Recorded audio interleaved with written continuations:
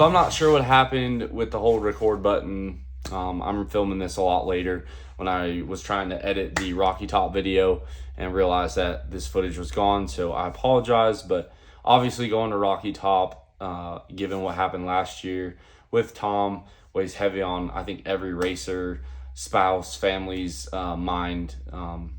You know, trucks can be replaced, humans cannot. And I think at the end of the day, with what Tom embodied, he would want all of us to keep going, racing, having fun, building relationships, talking smack, the whole nine.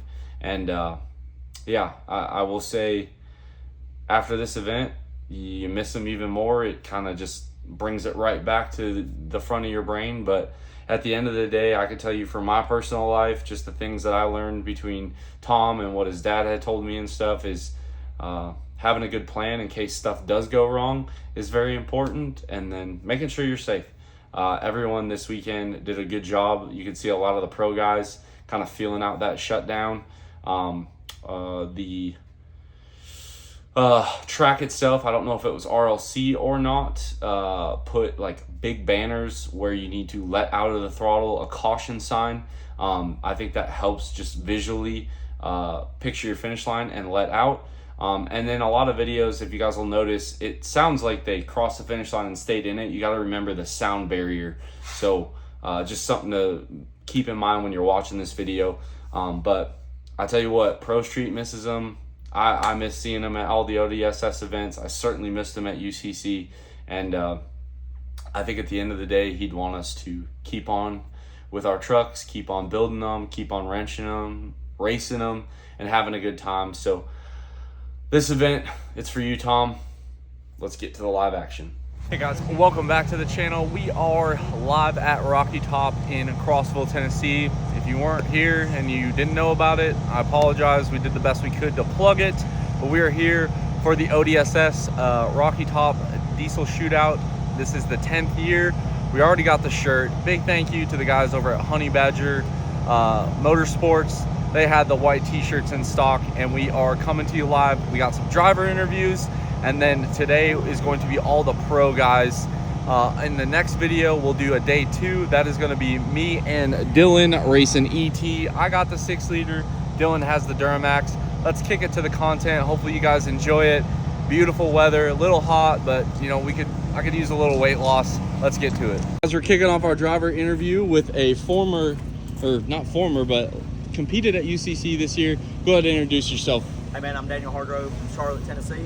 All right, what do we got here, Daniel? 06 truck, started out as a 5.9 with a 48. We ran it for, I think, 3 years at around the 900 horse level. Ran 770, did a lot of, street truck things with it, and decided that, we wanted to turn it up a little bit. So we ended up putting a sleeve 6.7 in it, got a set of 450% overs, 14 mil pump, and a stainless S485 Godfather Charger. So. Okay, and who did the engine work? Jeff at Linko Diesel. Okay, yep. And then you got some beautiful fab work here. Who helped you out with that? Samples at Samples Performance Fab did all the fab work for me. Okay. We went ahead and did, everything polished or stainless, and I told him on my gates, like I didn't want gates coming out the hood, so he ran my gate tubes down through, coming down by the control arms there. And I wanted full 5-inch exhaust to clear all the AC. And, this is a street truck. I mean, it's a street. There's not a single thing gutted besides a spare tire.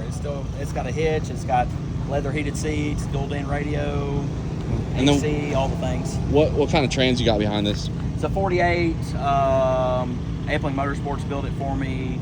We still got an old Suncoast 27 spline input in it. Dude, pound it. I got the TCS version. Hey man, that thing, like, I bought a 35 spline before UCC, but that thing's still holding in, so I think for now I'm just going to rock it for a while. If it ain't broke, don't fix it. That's it. It works really well. Got a 2400 stall. Who does your tuning on this animal here? Logan at Ampling Motorsports does all my tuning, so that thing has been, it's been pretty spot on. We put the motor in last year, got it finished. We took it to a local shop to him, threw it on the dyno, made some pretty good numbers. We made better numbers than what I was expecting. Took it to Beans last October, and we put on there and had 3 kits of nitrous. We had 2 099s and a 057 jet, and on 1,000 US, it made 2004 horse. And so 2K Club. Yep. It's getting pretty crowded up there nowadays. It is, man. Used to that was like a crazy number. Now Yeah, it's now just it's like, I could still tow my camper maybe. yeah. Yeah. That's it. What do you do for a living? So I've got a small diesel repair shop. I literally have a shop at my house. I've been doing that for 5 or 6 years now, and low overhead there, so it works out really well for me. My stress level is definitely down. Years ago I always thought I would want to have this huge shop and all this stuff, but as you know, all those come with more responsibility. Oh yeah. So heck yeah. it's like anything has its good bad days, but I enjoy it. So. Look at that, we even got some new performance auto on this. Shout out to the man Steve over there. Yep. And we got a roll bar in here. Got a roll bar, yeah. Okay. Maverick Diesel did that for me a couple years ago. Okay. And so we got it still removable to where like my back seat stuff is still in there. Oh, nice. All we got to do is it's unboltable, so we got it to where it's got Heims here and here. All we have to do is unbolt those. The seats fold down, and then the main hoop, which I technically never take the main hoop out. It's really not in the way. Like I told him, I wanted my seat where it was still kind of reclined back and everything, so it's still comfortable to drive. And did the swing outs because I'm fat and didn't want to have to jump over them a bunch. So I hear that. Well, I appreciate it, man. Thanks for showing us your truck. Yes, sir. We're rolling through the pits right next to Daniel. We spotted another white third gen here. Go ahead and introduce yourself, sir. Hi, I'm Aiden Epling. Okay. I work at Epling Motorsports. Okay, so you work for your brother Logan? Yep. How is he as a boss? He's pretty good. He tries to take care of me on everything, especially tuning wise. Okay. About the best series out there. Just okay. Not big dog. What do we have here, and what are you racing this weekend? This 06 Dodge. It's got a HX35 and a 475 beside it. It's completely stock fuel. I'd like to run 7s this weekend. Okay. So is this your first time out with it, or? First time at ODSS. ODSS, okay. Have you ran it at the track before? Yeah, I went 8-0 without an anteater last weekend. Put an anteater on, see what it does this weekend. All right, awesome, man. How long you been in diesels? Just about as long as Logan. I've went every race with him. Okay. About everything with him. You ready to knock him off his throne, or what? Maybe in a couple years. Couple years? All right. Logan, if you actually watch this video, he was very courteous. He deserves a raise. Guys, we're giving way too much Cummins love, so we're here with our V8 diesel brethren / All Truck Challenge alumni. Go ahead and introduce yourself, sir. Yep, so my name's Randall Dewitt, and I'm a diesel shop in South Carolina. What's the name of it? Slaytown Diesel. Okay, what do you specialize in, sir? Mainly Duramax stuff. We do Cummins and a bunch of 6.0 stuff and Ford stuff too. But there you go, another good shop for you guys to visit. But specialize in the performance side of things. Do most of the Duramax stuff. Okay. Obviously, that's what I like to mess with. So this truck here I run 670 in it now. I'm trying to get set up for 590. I have everything done except my license. I gotta get my license passes done yet. Okay. But what year is this shell, obviously? This is a 07 LBZ truck. Okay. Still factory frame rail from here to the back of the cab. All right. It's a completely stock engine, stock head bolts, everything. Let me get a closer look. Is this a factory LBZ engine? It's a factory LBZ engine. However, I'm running it on a LOI platform. Okay. Just for tunability and stuff. What kind of turbo setup we got here? This is a S4 Force Inductions. It's their TDI series. S485 96 T6 with a 115 housing. Okay. And we're running no intercooler and 3 stages of nitrous plus a spool jet. Okay. And what kind of fueling we got on this bad girl here? It's a 14 mil S&S with their new SP3000 pump on it. Okay. And right now these are supposed to be 200 over injectors, but we just had them tested and they flow like 160. So okay. Probably be doing bigger injectors here in the near future. Heck yeah. Can I take a peek inside? Yep, go ahead. Awesome. Did you do all this work yourself? A good friend of mine did the cage, but the rest of everything I did. A friend helped me with the cage and the back half, but heck yeah. Is this still an Allison truck? it's still an Allison truck, yes. Okay. I just converted to LLY platform this year and 5-speed. I actually have the 6-speed Allison record with the truck. Okay, what's that record? That is 585 at 121 mile an hour. Dang, that's moving, guys. And it's a 2-wheel drive truck, in case you haven't caught on yet. Yep. That's why he's got the big meats here. Are these factory bedsides? You just... Yep. Okay. Well, it is shortened up. They're factory short bedsides. When we did the back half. We shortened it up. Obviously, it was a long bed truck. Okay. That's the only way you could get them in 2500. And then this is technically a 3-link then, huh? Suspension? Yeah, it's ladder bar. It's ART racing. Factory Ladder bar set up in it. factory axle? No, it's actually a Dana 75. Okay. And then what kind of That's brakes are these? That's a story in itself on the axle. Okay. The it was planned to be a 10.5 rear end in it. Went to the junkyard. They gave me this one instead, and I didn't catch it until the brackets were already welded on it. Oh, dang. So this is what we got. But the brakes are. This truck is one of 2 trucks in the world that are both mine that have a Allison trans brake in it. Okay. Before I had the trans brake, I was having issues with it spinning the tire at the staging line. That's why those brakes are the way they are. They're factory brakes, just cut down, and I've cut the brackets in half so I can run dual calibers like that. I dig it. But it works great for spooling on the brakes, but now I have a trans brake in it, so don't really need that. Heck yeah. Taking it off. All right, well, I appreciate your time, sir. Thank you. So going through the pits right next to Rando, we have this other Duramax here. I'm gonna take it away. What's your name? Where are you from? What do you do? I'm Dustin from Wilmington, North Carolina. I own Diesel Addiction, specialize in Duramax performance work, Allison transmission builds, Duramax engine builds. This is my daily driver, LBZ. It's an 07, completely stock motor, 287,000 miles on it.